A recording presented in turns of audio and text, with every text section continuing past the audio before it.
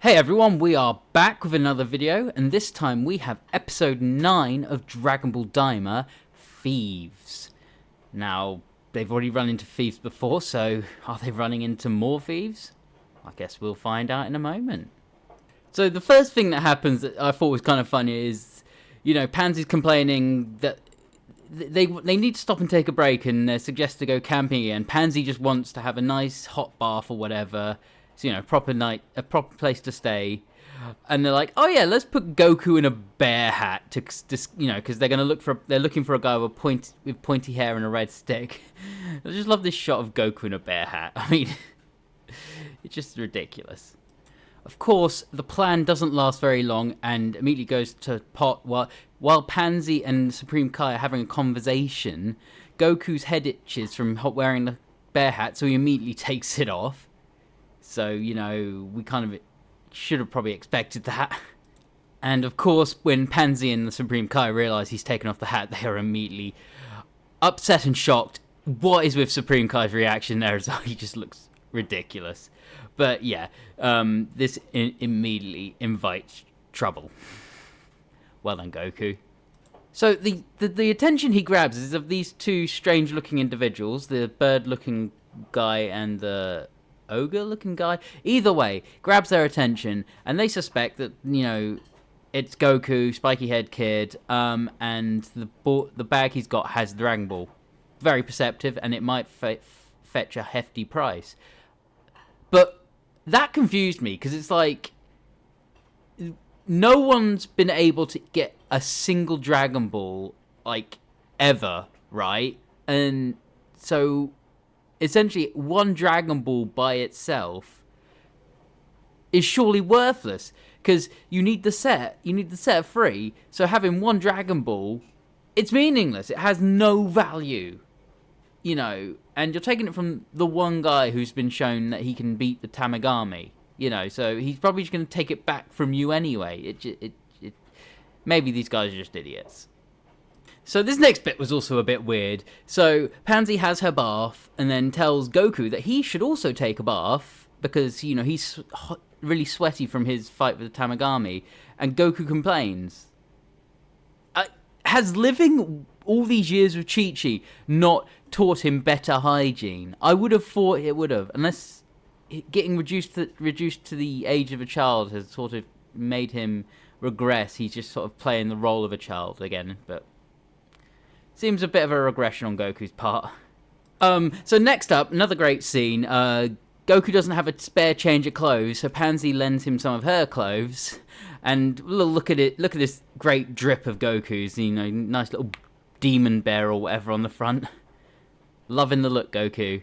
And then we next up get the meal they're having, which is probably the most edible thing that they've had since they've come to the demon realm. So, another thumbs up for that one.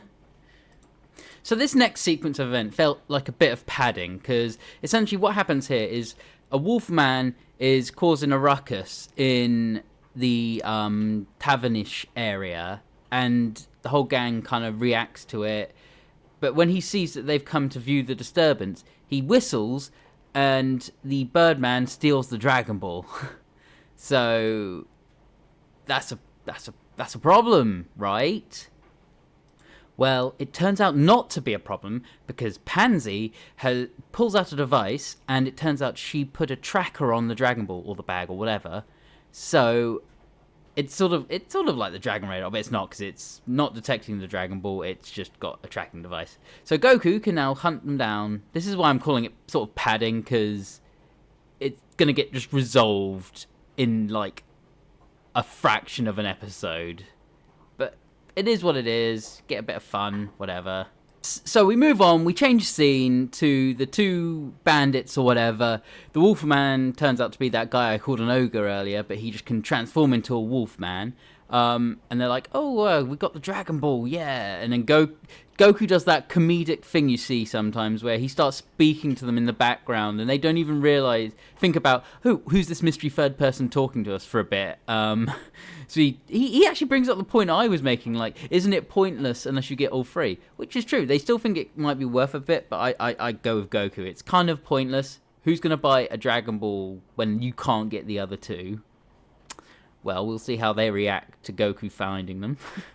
So the bandits try to flee, and they can't really escape Goku. And after a bit of back and forth, Goku eventually manages to land a kick on the Wolfman's back and gets a hold of the Dragon Ball again. Again, this comes back to me saying feels like a whole bunch of padding, but here we are. So Goku's got the Dragon Ball back, everything's fine, but whatever.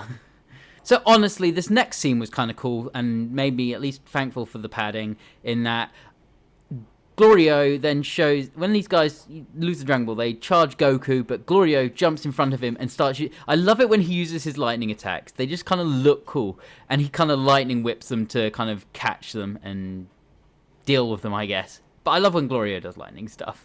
I don't know about you guys, I love it.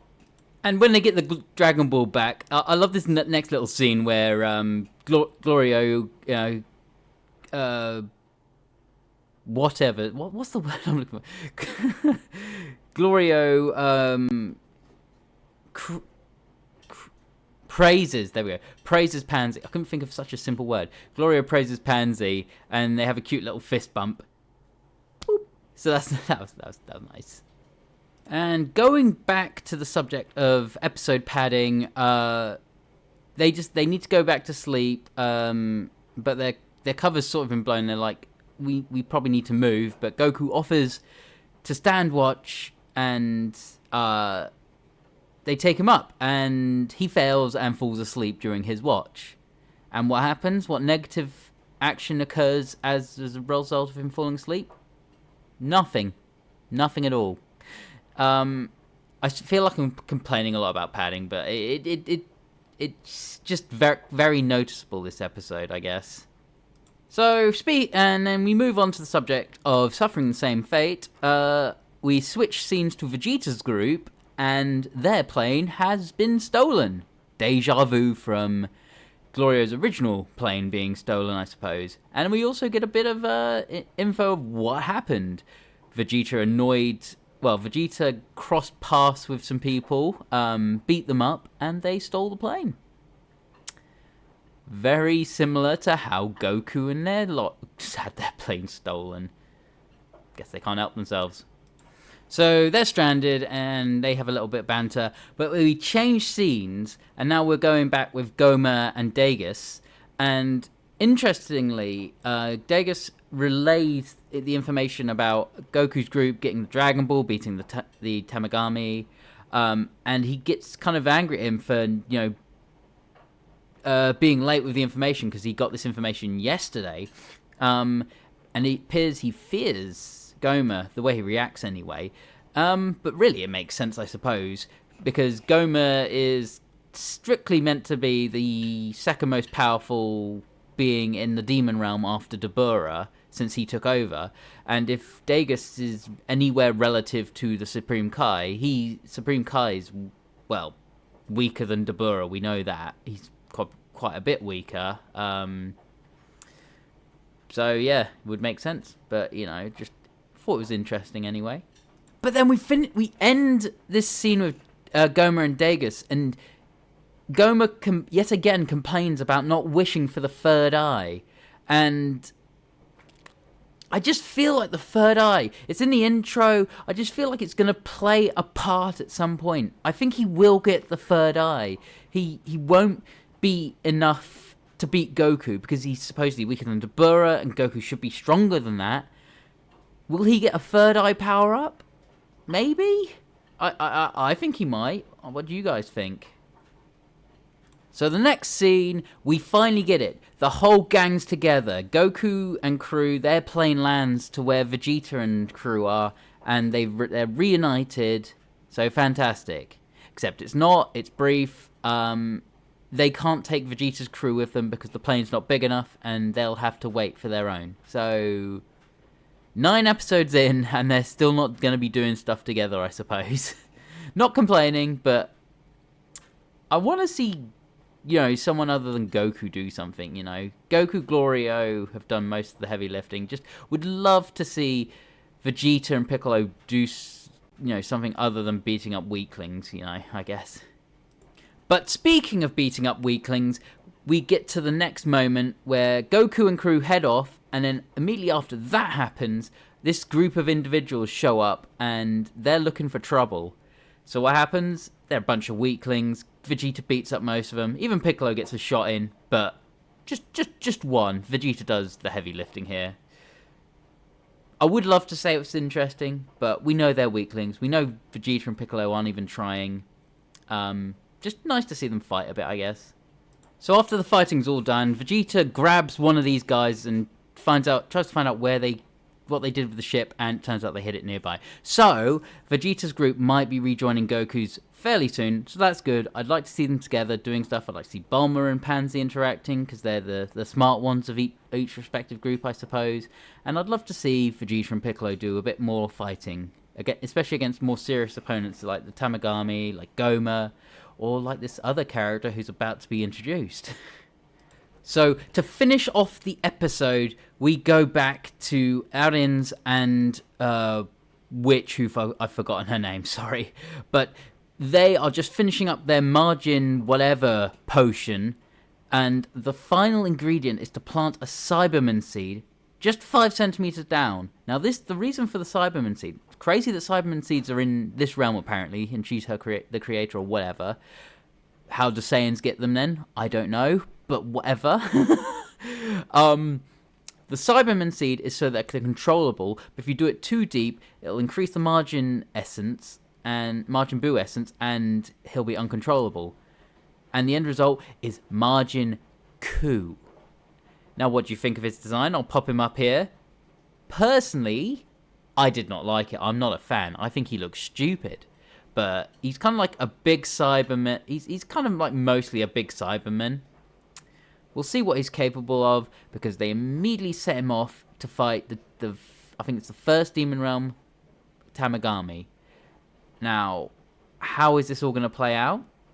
You know, I've had a thought about this and what it could mean.